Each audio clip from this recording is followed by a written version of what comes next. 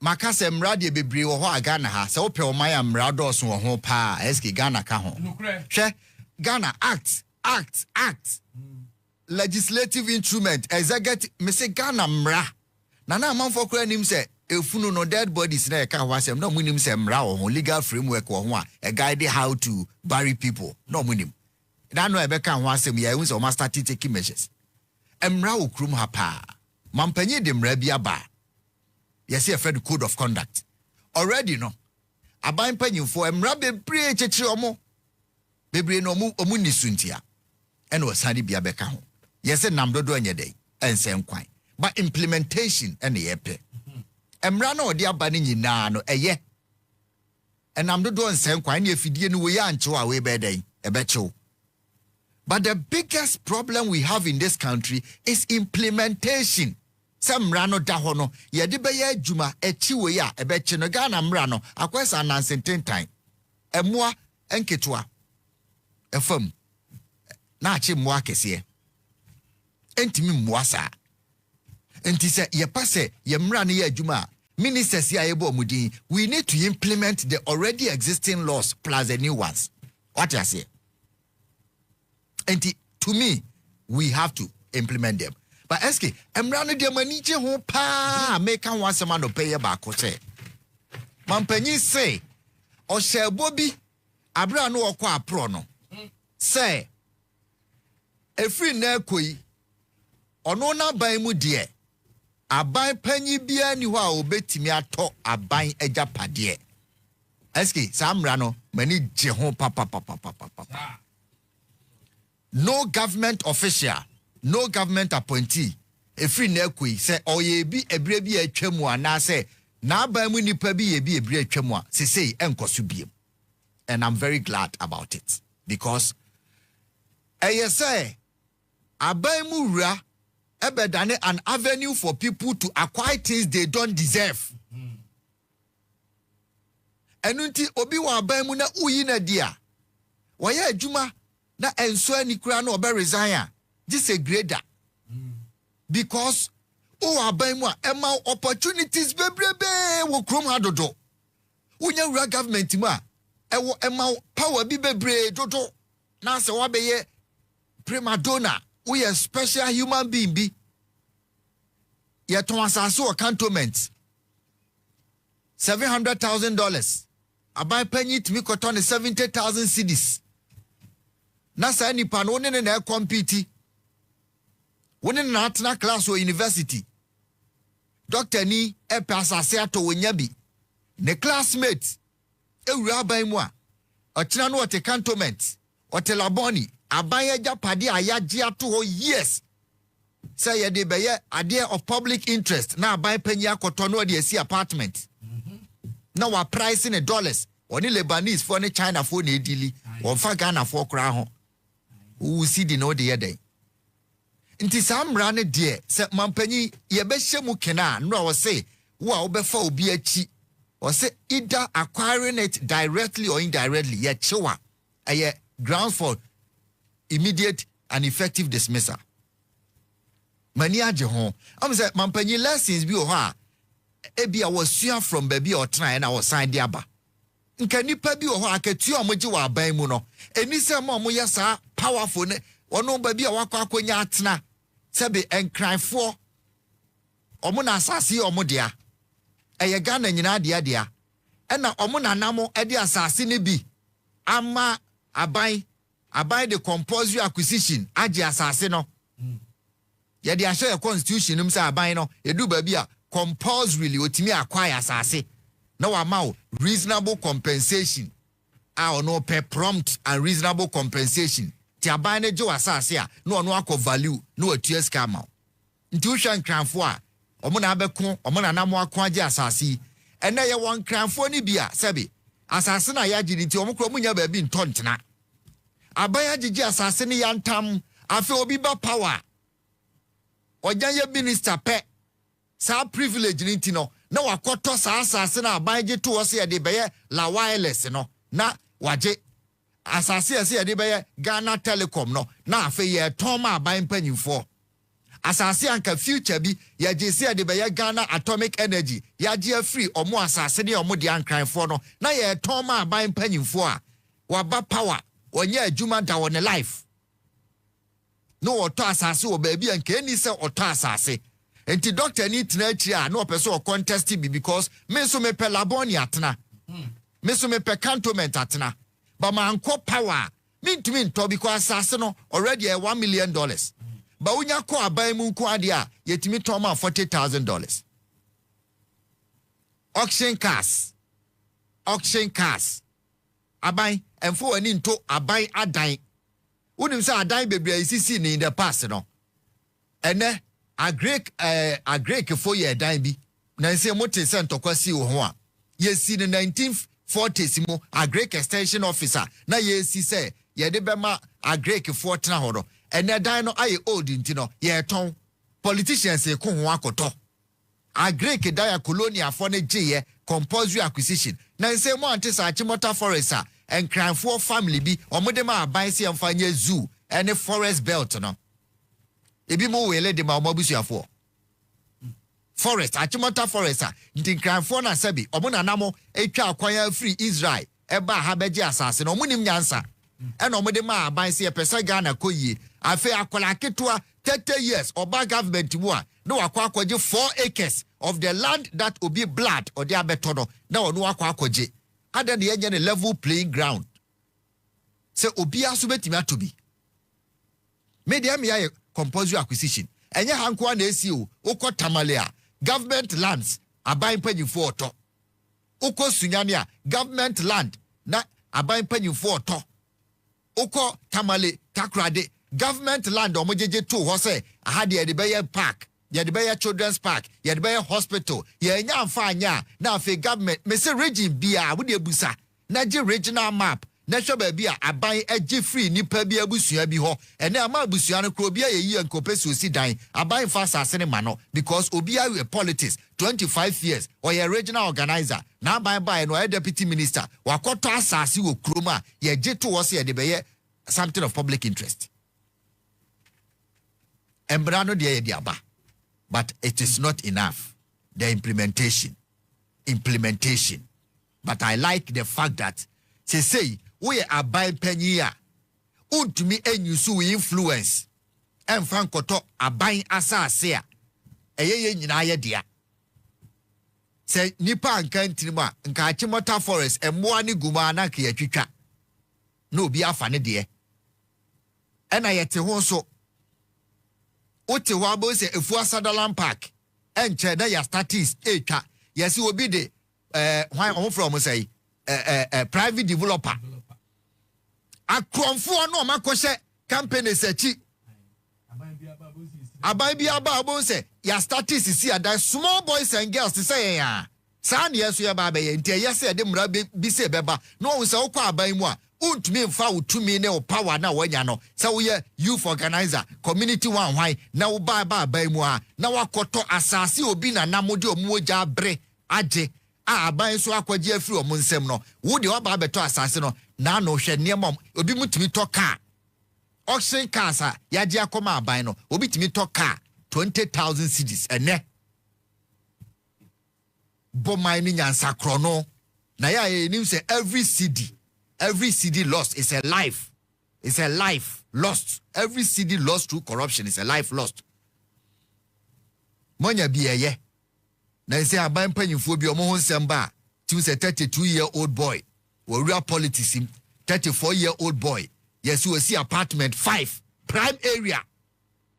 See a brosign 5 nipa bako or the man high or $1. ONEGHANA for ni ataka bia wa je Ghana for asase ba nipa mbetima tenem Lebanese ene China for we you afri krom nti apartment ebe ba ne board nyina be bre aban panyi for the church obehwa asase a ye je to ho years na ye government land obekoso no yes ye di besi judge for quarters omutimi je to 1950 Kwame Nkrumah je asase bebrebe wo Ghana one nkran for no mo hwe opani po mo support Kwame Nkrumah na ye nkran for gas. They gave land voluntarily. Na mami ya ojiji sika oye no oye condo. Mami na o supply is it Ashikishan so yeah I'm friend no Dede Ashikishan so niti eda coin back also the Ghana lady on a Friday Kwame Nkrumah campaign. Look, the girls supported Kwame Nkrumah wholeheartedly. Open tribe by because of mutai netia. Then you Western for cry. Gas. Enti la wireless. Mese Osha map of Ghana in 1955. Or leader of government business to 1965. 10 years. The lands that Kwame Nkrumah acquired from the Ghana say ye beche chimukro na mamo. Enti tema oje ye wo ye no mo hu say akoy obeche chikro na maye. O si dan agu ho na amanfo kwa mo gye adwuma no makotenam tema no wachichi kro e no mo twa asase no mo de ma no we de habeye forest even atomata forest there Gorgesburg na gye no mo de twa wood enua e ho no mo twa no mo de Legon no mo de supply Legon for no firewood no mo de ye production ntinka kro no ya cheche ne te say abrochire young boys you mo ba politics mu no kro no. Young boys and girls, and dead private jets. Hey, now and the government land the work room and you know say, Omo constitution say answer now when you be assassin. Now they buy something of public interest. Public interest. And then court a team rule a dear be a medjay won say say public interest, you know, it may include obi apartment or was in a public interest, say.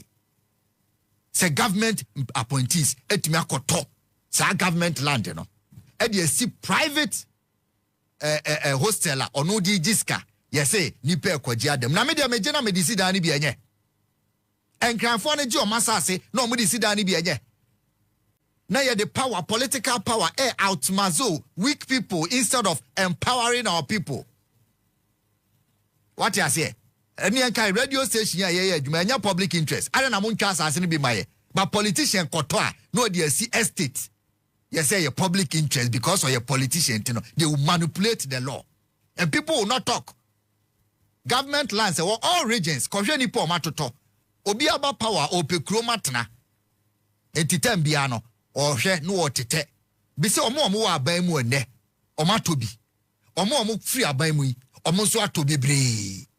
Into chrono government land and kebeti media ye bibi ebe boy ye nyina say children's park Saturday de ma be ko no obi atodi asi real estate e wo krom ha we know yanka no kre ukọ friend ho say Laboni se wo be ko no Laboni government land we ho no na kedi be si estate ama parliament for what you say na kedi CCCC eniam e betimi ama o man no usi kroma te se wo si central London park kese wo wiase forest kese pa emfa ne say garden no New York center of New York ye frɛ ho New York concrete jungle adan kese but o magya asase ada ho a big eye forester e chese kro no ya gi bibia to ho a eda ho unya aban panyi bia untumi nkoto ene ye lusu ye mranum aban panyimfo oshenka ba nti wo adamfo bi o aban ma na wo fa na adamfo bi ko o pe oshenka cheap. Yes, easy obi ka abedi aban mu no na mpanyimfo judges lawyers ministers no mo to obi ka na nka ye di money pa no 1 billion wantimi antua na de ama aban panyi bi ato no 20,000 cedis. Hey, musisi nipa with mrasisi ahiafo okroma obi ka abedi port yase ka no ontua 60,000 cedis say no ye den duty. Osi nyeska ni atwa 2 months so say 1 month ato ne so wanya aban age car no ye be auction nti ye shada de obi koto porta wa wie ye twa duty ni to so 600 million untumi ntua car no so to ni bia 600 million ti car ne boy 1.2 billion anko obi a obe yisu wanya duty na aban age car no 1.2 billion na nam sa aban no wan to car ni bi no ntua duty nti no waje obi car. Enka Thomas nipa na akra 1.2 billion na no ntua dabi ye de aban ka na besi aban ho se say state property na aban panyi bi afre se me page auction car ni bi ato yes ye bi o ha o say yem farmer free de o de pe 20,000 bi bra de ye ne car no ya nte so ama no nti ya je yes ye fi bi de demorage aka no brofo kwase abrofo nko a ne okroma na ye chese ye de mra out mazo nti obi apeso okwa aban no onya sa okwa cantonment because aban asase bebre wo ho ye na nam so mbae no mani ate Kwame Nkrumah oni chiefs yi tenase a moma masase minim asase bi baby de line wireless telecom land ni nyina omo jeje to ha Ghana Atomic Energy asase a Kwame Nkrumah je efre ho atomic from from Madina, Madina, atomic runabout. Ekwa kosi etralegon. Efa hachu kwano. Ekwa kosi ekwa benya. Ye ho nyina ya atomic land and kiebesi 1959, 1960. Na Ghana ya started thinking atomic and nuclear energy. Ghana na ye thinking atomic and nuclear energy in 1960. And na afe na abawo. Ya je sa asase na ne kwhwe. Yeah, you know, ya adwene nyina asa akọ back to 20 ntumi nya atomic ni biem university na atomic energy no egu ya ntumi anya nti asase no ene mese ultra atomic energy hona ultra atomic police station kwhwe estate esi wo sa asase no Kwame Nkrumah gini nyina asa 1960 ni aye asphalt atotum a Ghana ye atomic and nuclear energy a ene Iran mo e de ye powerful no na ye 1960 ene aban panyimfo obehwe no estate no musi dan ne bom 20 kwabrane aban asase aban nkranfo na de chair aban ye kase de chair ene up to now I can tell you on authority per statistics and Professor Kwame Jan owo Legon ombe attest nsase na aban ji ye ni nyina no 70% ye ntua compensation ama owners no omode ma omakuma mu se mo fa nchechire oman ene akronfo nkwada aba omo fa edicc estate ede ma dollars nti nkranfo de me nka se me insight omo but sometimes when I read about these things na makuma ye me ya se omo na ma be fight ede nsase ama because they saw Goggisberg use Achimota well, they saw Kwame Nkrumah use Tema well. They saw the La Wireless area, the idea. They saw Agyapong acquire land for a snake housing. Agyapong or Jedan Suman, no aye snake housing. Now masses, nipo muye average jobs, te say you know, no manya biatinum. And a snake housing, yaba edibia bekaho. And then because of a buying penny for chrono mode gens asintino, yeah, affordable housing. Me a mini car.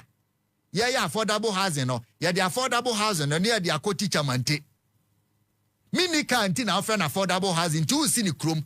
Abrochi affordable housing is chrome. Said about wait man ante. Now the Ako train new what they are from Wajumum Nanka Oko. San or moye a friend was saying a kanda.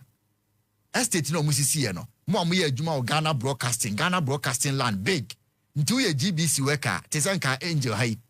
O sorry ano pa ohuru ani utwitwi osia se Celebrities TV my radio na okọ ope crash singlet o nante from Kanda uko GBC ene estate starter spring GBC land no ye ton for restaurant akese bourgeoisie for restaurant a obekọ aduane a Ghana fo nimdi ene ye ton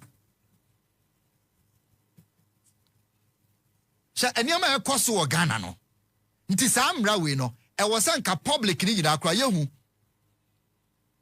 Ghana public no we should have known sa niema we and cranfo ni bi be ka che papa ba akoko fight ya mepedidi ama odi omukọ twen ya e was answer se ne se ye na nam na gie na mo de ma mo se mo de be ye public interest ade ada ho am fanye ama aban panyifo atọ di si real estate o mo se an aban panyifo di si real estate I no see a public interest hey obi asini fuel station odi gini sika na na ada na nkranfo ne de omuntimi fancy fuel station emfa mboa omuman nti Mahama president his excellency brilliant initiative de amuadie no omuninko kakra na aka no ye mo ho ban asase na eya ade bi meka ho biem